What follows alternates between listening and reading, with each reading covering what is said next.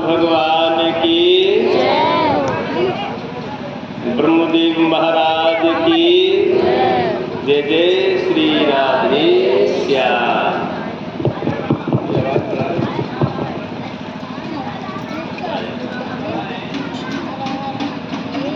आइए भगवत प्रेमियों, आनंद कंद परमात्मा कन्हैया श्याम सुंदर की दिव्य लीलाओं को आप बड़े आनंद के साथ में रसस्वादन कर रहे हैं, श्रवण कर रहे हैं, बड़े भक्ति भाव से सुन रहे हैं। कल के दिन आपने प्रभु भगवान के दिव्य चरित्रों का श्रवण किया।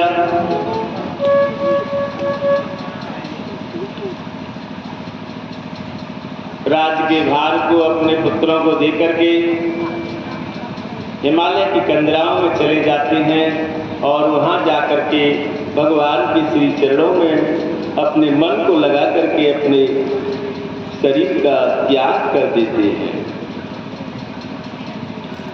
आगे कथा आती है, बताते हैं सूत जी महाराज एक प्राचीन बरही राजा हुए थे। उन्होंने बहुत यज्ञ किए, इतने यज्ञ किए, यज्ञ कर करके कुशा से पूरी पृथ्वी को बांट दिया था। इतना यज्ञ किया और यज्ञ में पशु की बलि भी दिया जाता था।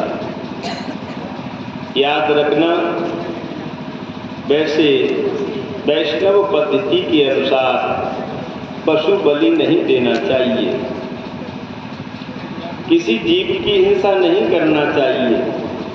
कुछ लोग बड़े बड़े तांत्रिक विद्याधारी होते हैं,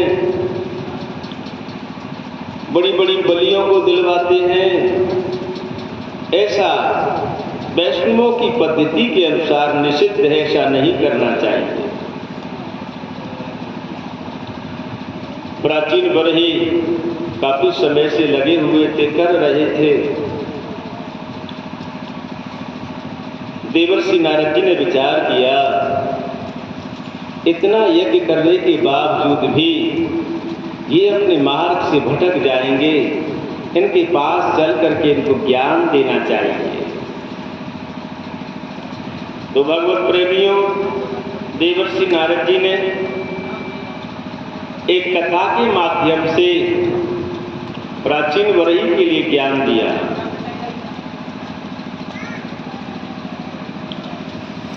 एक पुरंजन की कथा सुनाया। पुरुषम पुरंजनम विद्या यद व्यनक्तात्मना पुरम एक विचित्र चतुष्पादम बहुपादम पादकम। एक पुरंजन नाम का जीव था। बड़े ध्यान से सुनना, पुरंजन कौन है? पुरम जनयति यस्मिन् स पुरंजनः। पुर माने इस शरीर की रचना करते हैं, उसी का नाम पुरंजन है। हम तुम सब लोग पुरंजन हैं। तो पुरंजन नाम का राजा अपने मित्र को, सखा को लेकर के निकल गया। और उसका सखा कौन है? अभिज्ञात। अभिज्ञात नाम का सखा है। अभिज्ञात का मतलब अपने जीवात्मा के साथ में परमात्मा का जो साथ है उसी को अभिज्ञात कहते हैं। जो हमारे तुम्हारे साथ में हर हमेशा रहता है और उसको हम नहीं जान पाते हैं, उसी का नाम अभिज्ञात है।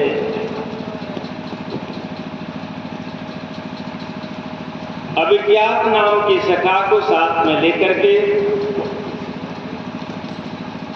भगवत प्रेमियों एक सुंदर से नगर की खोज में निकल जाता है।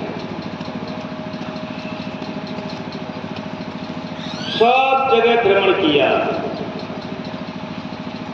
कहीं भी उनके लिए अच्छा नगर नहीं मिला। अच्छा नगर बोले तो अच्छा शरीर। हिमालय की गंदरा के पास में जाकर के एक बढ़िया नगर प्राप्त हो गया और उस नगर में 9 दरवाजे थे। सुखदेव जी कहते हैं, राजन वो 9 दरवाजे क्या थे?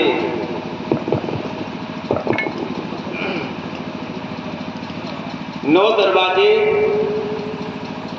अक्षिणी नासिके कर्णौ मुखम शिष्ण गुदापिते द्वे द्वे द्वारे बहिर्याति यथा इंद्रिय संयुतम।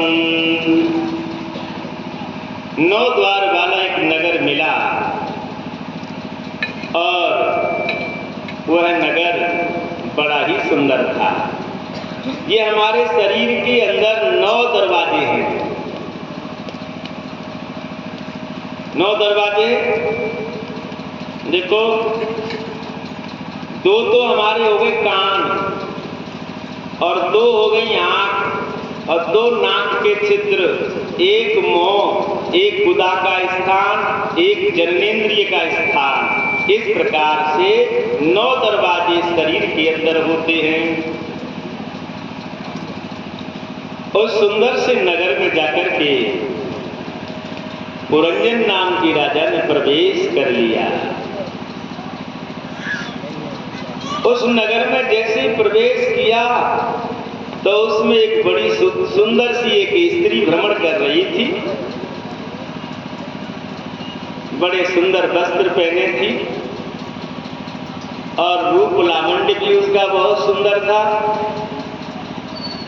उसको देख करके पुरंजन बड़ा प्रसन्न हुआ और पूछा, देवी तुम कौन हो? उस देवी ने कहा, मैं अपना पता नहीं बता सकती हूं, मैं कौन हूं। बोले कोई बात नहीं है, इस नगर में तुम भी रहो और मैं भी रहूंगा। भगवत प्रेमियों, उस नगर में उस स्त्री को भी रख लिया और पुरंजन भी रहने लगा। वो स्त्री कौन है? वो बुद्धि ही हमारी वो स्त्री है। जैसे बुद्धि नचाती है वैसे ही जीव नचता है। और उस बुद्धि रूपी स्त्री की 10 सहेलियां थीं। 10 सहेलियां। 10 सहेलियां कौन है? हमारे तुम्हारे शरीर में जो 10 इंद्रियां हैं, 5 कर्मेंद्रिय, 5 ज्ञानेंद्रिय, ये ही उसकी सहेलियां थीं। और एक बड़ी विलक्षण चीज, एक विसूची नाम का महाराज वहां पर नगर के अंदर बड़ा एक चौकीदार बैठा हुआ था, भयंकर, और डंडा लेके वैसे बैठे हो तो बड़ा खतरनाक था। वो विसूची नाम का जो सेवक था, डंडा लेके बैठा हुआ है, वो कौन है? वो मन है।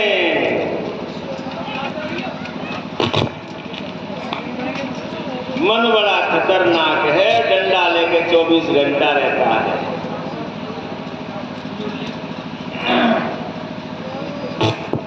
और महाराज मन बड़ा विलक्षण है। एक बार की बात है, एक राजा ने घोषणा किया। एक राजा के राज्य में एक बकरा रहता था और लोगों से घोषणा किया कि जाओ इस बकरे के जो पेट को भर देगा हम उसके लिए बहुत सारा धन देंगे। काफी लोग उस बकरे को हरी हरी घास चराने के लिए ले गए, हरी हरी घास खिलाने के लिए ले गए, परंतु उस बकरे के पेट को कोई नहीं भर पाया है? एक संत महात्मा आए, संत भगवान आए और उन्होंने कहा, राजन यदि आप कहो तो मैं इस बकरा के पेट को भर के लाऊंगा आज। बोले भैया तुम ले जाओ। तो एक संत महात्मा जी ले जाते हैं, बकरा को चराने के लिए डंडा हाथ में लेके गए थे। जैसे ही बकरा घास में मुंह मारे, सोई महात्मा जी डंडा मार देना में। महात्मा जी ने उस बकरे के लिए घास का तिनका तक नहीं खाने दिया और लोग तो दवाई खिलाओ। देखो महात्मा ने ऐसा भयभीत कर दिया घास से कि महाराज घास को देख ले तो मुंह फेर लेता था वो, इतना भयभीत कर दिया। शाम को लेके आए राजा के पास में और डंडा लेकर के साथ में थे। राजा से कहा, देखो आप चेक करो आज इसका पेट भरा है कि नहीं भरा है। तो राजा साहब ने घास ढलवाया तो पहले तो कितना भी पेट भर के आता, परंतु फिर भी घास पे मुंह डाल देता था। परंतु संत भगवान जब उसको पेट भर के लाए थे तो घास को खाना तो जहां तक रहा उसने घास की तरफ देखा भी नहीं। भगवत प्रेमियों, कहने का मतलब ये मन क्या है, बकरा है। मन मानी जितनी तुम करते जाओगे उतना ही मन आपका आगे के लिए बढ़ता चला जाएगा। मन रुकेगा नहीं। आज एक इच्छा होगी, कल दूसरी इच्छा होगी, कल तीसरी इच्छा होगी और उनको दबाते चले जाओगे, उनको मारते चले जाएंगे तो फिर मन की इच्छा होने वाली नहीं है।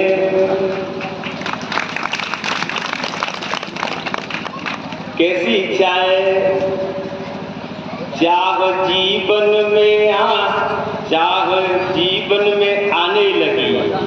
चाह माने इच्छा।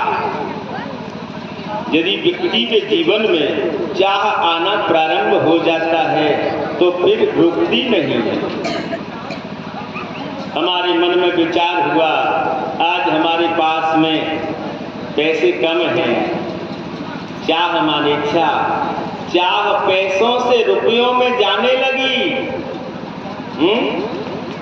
आज छोटे छोटे पैसे हैं, कल बड़े पैसे हो जाएं, आगे चलेगा।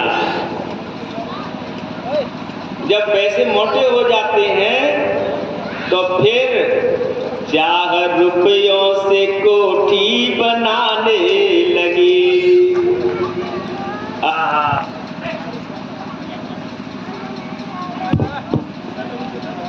भगवान की बड़ी विचित्र लीला।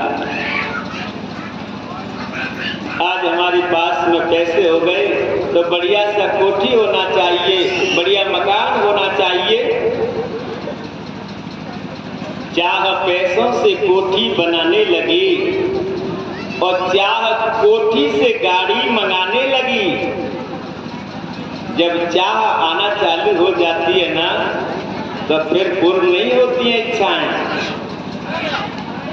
चाह कोटि से गाड़ी मंगाने लगी, अब गाड़ी घर में आ गई महाराज, मकान बढ़िया बन गया, तो अब घर का भोजन अच्छा नहीं लगता है।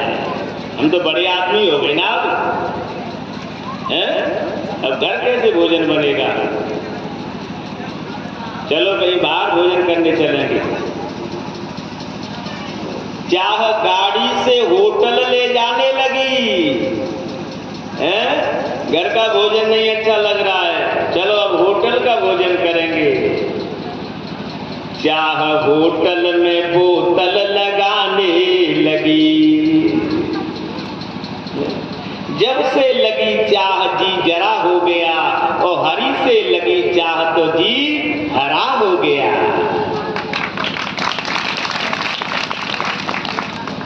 जीवन में इच्छाओं को समाप्त करो,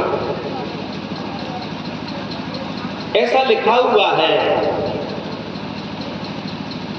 आसान जीर्णा वयमेव जीर्णा, इंसान का शरीर बुढ़ा हो जाता है, परंतु इच्छाएं बुढ़ी नहीं होती हैं। तो भगवत प्रेमियों, उस पुरंजन ने उस नगर के अंदर प्रवेश किया और उसमें विसूचिन नाम का मन डंडा लेकर के बैठा हुआ है।